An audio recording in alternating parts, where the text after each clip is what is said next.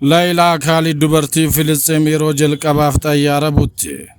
Addunyaa irratti dubartii jalqaba xayyaara butte jedhamuun beekamti. Qabsoo Filisxeemotaa keessatti hedduu yaadatamti jaalatamtis.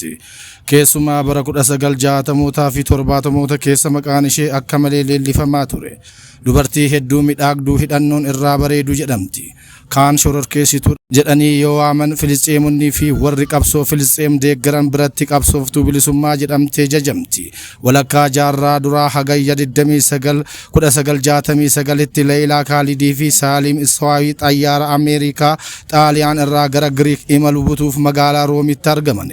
Laayilaan midhaagina uumamaan qabdu irratti uffannaa faashinii qalbii namaa hawwatu uffatteetti. Xayyaara butuufis boombii fi dhukaatuuwwan barbaachisan qabatteetti.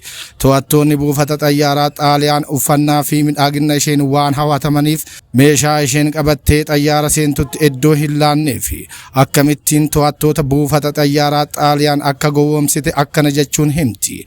Shugguxii hidhadheera, kiisa keessa ammoo boombiin qaba, boorsaa keessatti ammoo TNT fi dhukaatuuwwan biroo dhokseera. Huccuu faashinii midhaagaa uffadheen ture. Bakka sakatta'aa gaafa geenyu boorsaa kiyya baneen itti agarsiise. Poolisiin sakatta'u fuula keessa na ilaalee darbinaan jedhe. Kutaan lammaffaan itti fufa.